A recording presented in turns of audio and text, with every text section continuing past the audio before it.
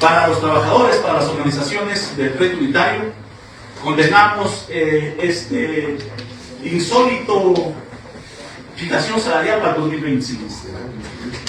No puede ser posible que en una situación de crisis económica, en una recesión económica, el gobierno fije $10 para el salario del 2025.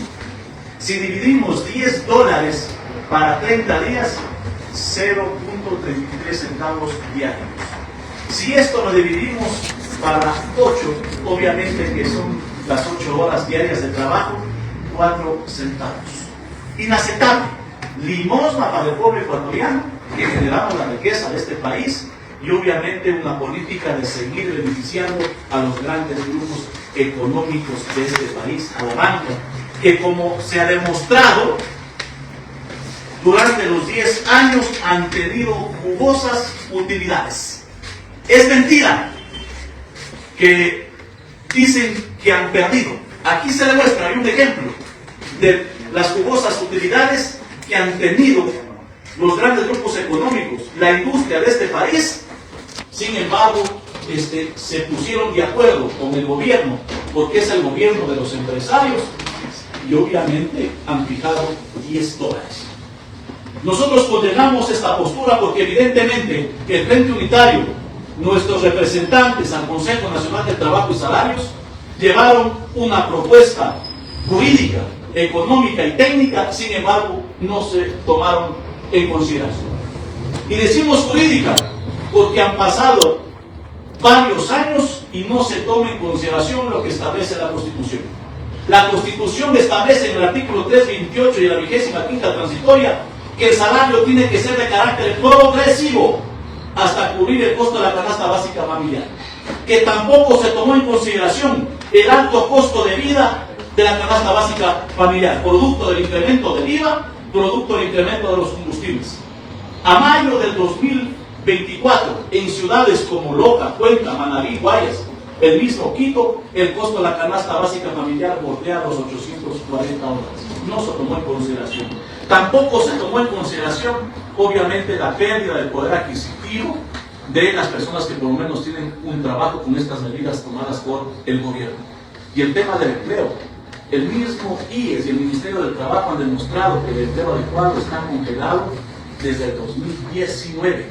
Esto significa, ecuatorianos y ecuatorianas, que no se ha generado pleno empleo en nuestro país. Existe precariedad laboral, existe un trabajo, una esclavitud moderna asalariada. Eso significa que le dan un trabajo un mes, 3 meses, 6 meses y le despiden. Esa es la política implementada por el gobierno como tal. Por eso condenamos esta fijación salarial, que no deja de ser una fijación irrisoria, limosna para el pueblo ecuatoriano. Y hay que decirlo con firmeza, un gobierno miserable que fija $10 a quienes generamos la riqueza, mientras él se opone a pagar 99 millones que tiene como obligación al tema del SDI. Tampoco ha hecho nada para cobrar a los evasores de impuestos o cobrar esa deuda firme de más de 2.700 millones de dólares que deben los grandes grupos económicos de este país, que se han beneficiado de sus políticas como tal.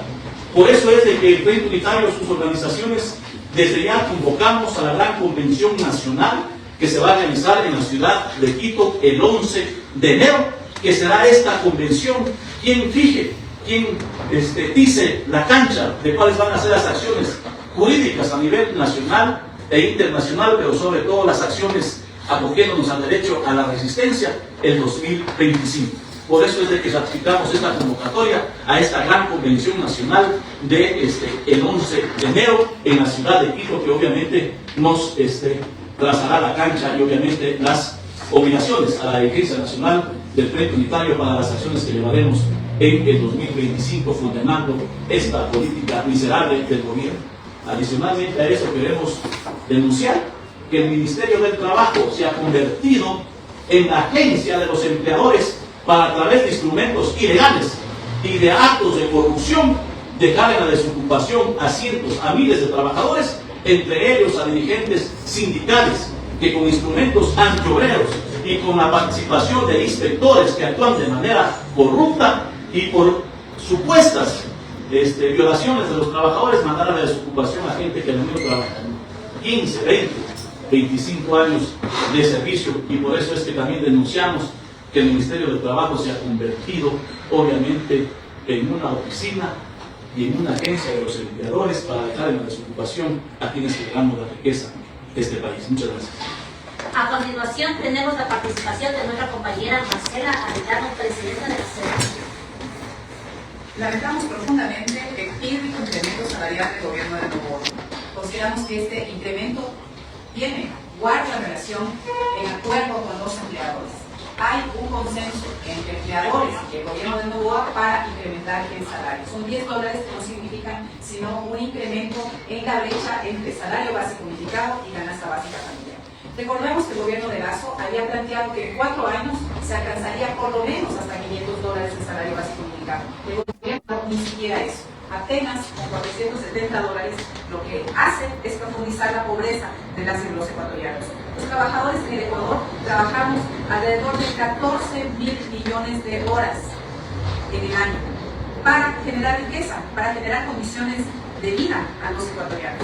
Sin embargo, el salario básico unificado sigue estancado con una brecha del 33% entre salario básico unificado y canasta básica familiar.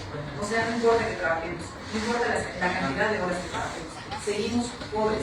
Y la responsabilidad es precisamente del gobierno, porque no ha permitido construir una política pública que asegure primero incremento general de salarios. Yo le recuerdo a todos ustedes y a la mayoría de ecuatorianos, en más de 12 años no hemos tenido incremento general de salarios. De los trabajadores del sector público desde el 2015 no han recibido incremento salarial. Hay un techo, una tabla establecida en el acuerdo ministerial 054 que impide que haya incrementos salariales. Hay un congelamiento de los obreros del sector público. Por lo tanto, nosotros planteamos que este incremento sigue empobreciendo a los trabajadores y se mantiene la brecha entre salario básico unificado y canasta básica familiar. Le recordamos al gobierno, por sus palabras y por datos que presentó el INE, que ha habido un crecimiento de las exportaciones del 8%, ha habido crecimiento de las ventas.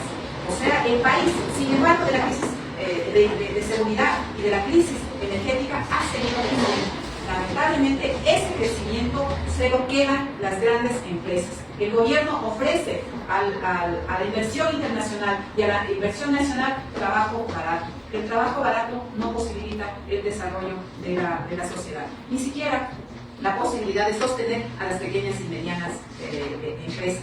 Nosotros vamos a reunirnos el 11 de enero para definir acciones que nos permitan precisamente pelear una política de salario justo, de salario decente, que nos permita alcanzar por lo menos el costo de la canasta básica vital. Eso era lo que decíamos acá. Le recordamos que la canasta de la pobreza está ubicada en $562 y el salario básico unificado ni siquiera alcanza ese costo de la canasta de la pobreza.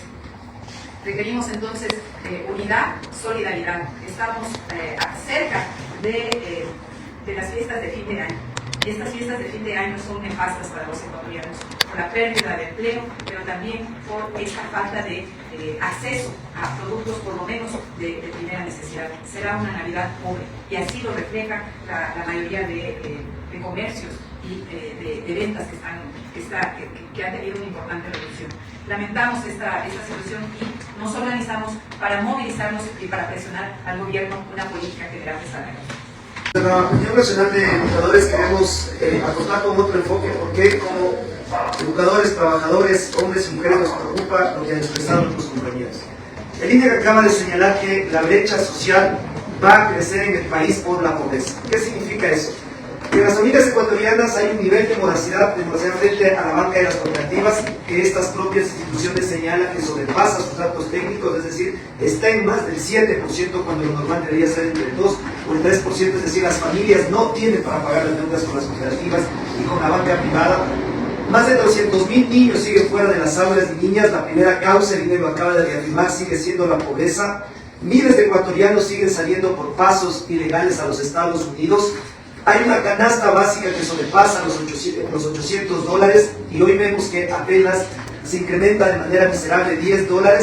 Todo eso lo que va a hacer es ahondar la problemática social que hay en el país. El momento en que los trabajadores, hombres y mujeres, padres de familia, no logran cubrir la canasta básica o las necesidades mínimas, lo que están haciendo es que los jóvenes que ingresan a las universidades dejen sus carreras para que vayan a trabajar. El abandono en las aulas universitarias, según los organismos de control de la educación superior, en este año creció en un 20%.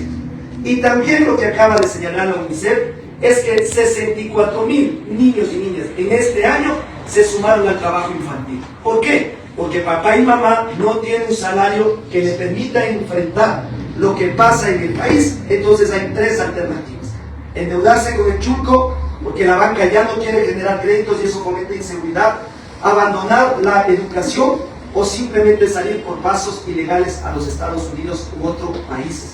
Por eso es que calificamos como un alza miserable, porque hay un presidente que no entiende la situación económica de los trabajadores, porque hay un presidente que se sigue lavando las manos y no responde con los más de 96 millones de dólares que debe al SDI. Es falso que los sectores más pudientes en esta crisis energética perdieron. Solo la banca en el último año acumuló más de 264 millones de dólares. Una vez más, la crisis energética, la crisis económica vuelve a ser descargada en las espaldas de los trabajadores y con su efecto a las familias.